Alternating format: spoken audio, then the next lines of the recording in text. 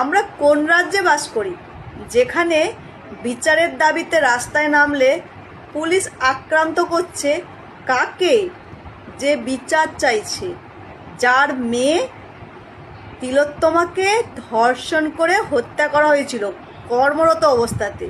আজকে তার মা, সন্তানহারা মা, দুঃখী মা, তাকে শাখা পলা ভেঙে দিয়েছে, মাথায় মেরে ফুলিয়ে দিয়েছে, সে আজকের হসপিটালে।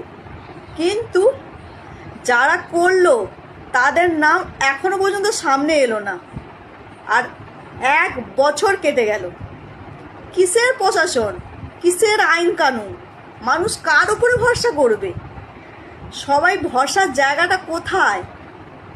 সে পুলিশ বলতে পারো, আবার ইডিও বলতে পারো। এরা কি করছে? একটা মেয়ে কর্মরত অবস্থাতে তাকে হত্যা করে দিল নৃশংসভাবে। যেভাবে মেয়েটাকে হত্যা করা হয়েছে তা বলার মতো নয়। হ্যাঁ, ধর্ষণ করেছে, প্রমাণিত হয়েছে যে একা ধর্ষণ করেনি। তার মা আজকে রাস্তায় নেমে আক্রান্ত হলো এবং হসপিটালে এসেছে তামান্নার মা, কারণ তার 10 বছরের শিশুকেও হত্যা করা হয়েছে। উল্লাসে, ভোটে জেতার উল্লাসে বোম মেরে 10 বছরের নাবালক শিশুকে হত্যা করা হয়েছে। এটা হচ্ছে রাজ্যের পরিস্থিতি। আপনারাই বলুন, যারা আজে বাজে কমেন্ট করেন, আমি কি খারাপ কথাগুলো বলছি? আরে ভাই, এখানে পার্টি কোথা থেকে এসছে, দল কোথা থেকে এসছে? আমি তো কোনো দলের কথা বলি না। সত্যি ভাবতে খারাপ লাগে, এত কিছু বলার পরেও আপনারা আজে বাজে কমেন্ট করেন। আমার মা তুলে কথা বলেন, আমার চরিত্র তুলে কথা বলেন। সত্যি আপনাদের না, মানে কি বলবো, আপনাদের মতো মানুষের জন্যই আজকে এই অবস্থা।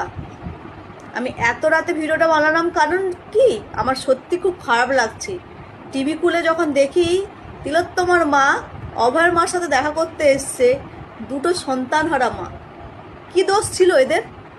এরা কাদের, মানে কোন দলের জন্য বলি হলো? কিসের দল? এরা কি দল বোঝে? একজন কর্মরত অবস্থাতে আর একটা বাচ্চা শিশু। এই রাজ্যে আমরা বাস করি। এখানে কোনো দল নয়, কোনো দলের হয়ে কেন কথা বলতে যাব?